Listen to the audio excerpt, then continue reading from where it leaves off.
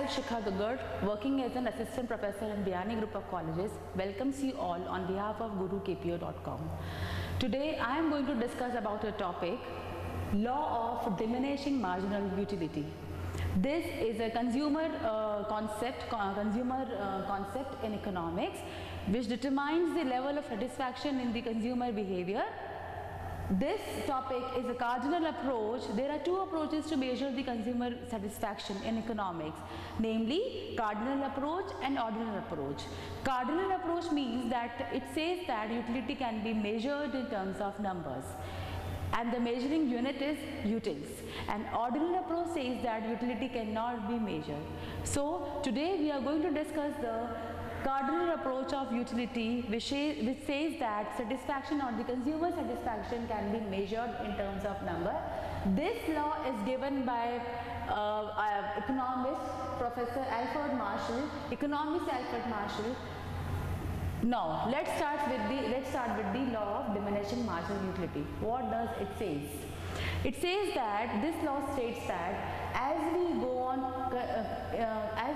on continuously consuming a commodity, at a point the marginal utility of that particular commodity goes on decreasing for the consumer, and the consumer doesn't want further to consume that particular unit more.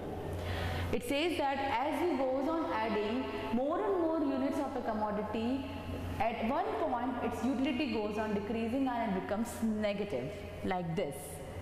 Here on x-axis it is units of commodity, on y-axis it is marginal utility. As we are seeing in this diagram, when we are using one commodity of that particular unit, say for example I am consuming ice cream. If I am consuming one ice cream, my marginal utility is very high because I have not consumed earlier. The satisfaction will be, I will get the satisfaction more. As I am another ice cream, the marginal utility will decline another, and it goes on decreasing. This is a point of satiety, and at last it becomes negative. That means I don't want more ice cream to be consumed by me. This is law of diminishing marginal utility. Now what are the assumptions of this law? The assumptions are, first is rationality. The consumer should be a rational consumer or a normal consumer. Like that, like if I am using a particular commodity continuously, at one point of time I will get dissatisfied or I don't want more units to be consumed. Constant marginal utility of money. Second assumption should be money, the marginal utility of money should be constant at every consuming units. Third is diminishing marginal utility. Marginal utility is decreasing. Fourth is utility is additive. That means utility, we are adding the utility, and it is termed as total utility. After consuming one unit, say I got 8 utils of satisfaction. By consuming 2 units, I got 12 utils of satisfaction. So by these I will add all these utilities, 8, 12 and so on. I will get the total utility. The next assumption is consumption should be continuous. This is the very important and very compulsory assumption of this law to be law of diminishing marginal utility, that the consumption should be continuous. That means I have to consume one after the another continuously the commodities. Next is suitable quantity. What do you mean by suitable quantity? Suitable quantity, that means I am consuming not a one bite of commodity. I am consuming one full ice cream of that particular full commodity. That means I have to use a whole commodity. Next is no change in fashion and price. The next assumption is there should be no change in the fashion, no change in the taste, no change in the price of a commodity. When I am consuming one ice cream, the price should be same. When I am using the 2 ice creams, when I am using the another one, the price should be constant. And if I am using one brand or one flavor of an ice cream, the another should be also the same one, not the another one. Then only this law will work, otherwise this law will not work. Now next comes the reasons of law of diminishing marginal utility. What are the reasons of law? Why this law happens? Why it is like that? That when I am using the commodity continuously, at one point the marginal utility will goes on declining and it becomes negative. Why? The first reason is satisfaction of a particular want. This happens because when I am using the one commodity, I have not consumed that commodity earlier, so I am very much satisfied by using the first one. And continuously when I am using the second one, I am little bit satisfied with the first one. When I am using the third one, I am more satisfied with the previous two commodities. So satisfaction of particular wants leads to the decreasing marginal utility. Next is human behavior.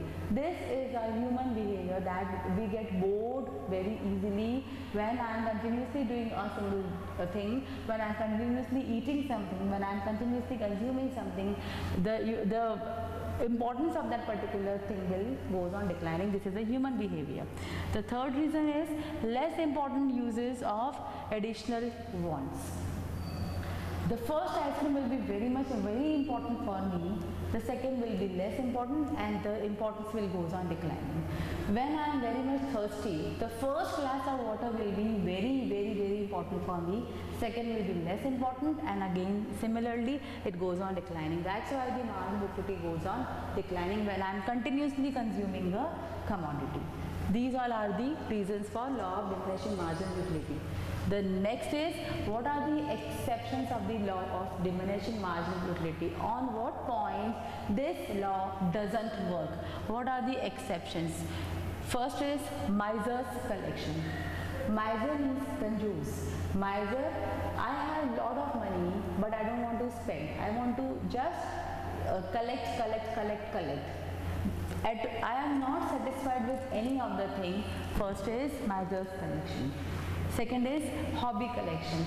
Hobbies are such things that by doing that thing, I want more and more to do that. Say for example, if I love dancing, I will do more and more dances. If I love singing, I will sing many more times, and I will be more satisfied as and when my songs are increasing. I will be more and more satisfied. My satisfaction level will not go on declining, it will increase. Next is rare commodities. Rare commodities or antique collection is another exception where this law of demand doesn't work. I want rare collections, I want rare antique things, so I want more and more of that rare collection. Next is change in taste and preferences. If I change my taste or I change my preferences due to the technological changes, due to the environmental changes, my importance for that particular thing will also get changed, and I will not consume the another one. I will consume the different one. That's why this law doesn't work. Next is dissimilar units. As I have said earlier also, that the consumption should be the continuous as well as the similar one. That means if I am using one brand and one flavor of ice cream, the second unit should be the same. The flavor should not change, the company should not change, then only this law will work, otherwise this law will not work. That's why dissimilar units is the point, is the exception where this law doesn't work. Next is change in income. If my income has increased, then I will change the units, then I will change the company, then I will change my then I will come up with the different wants, because my wants are unlimited, so I will be moving from one want to another want. That's why on this change in income, because of this change in income, this law doesn't work.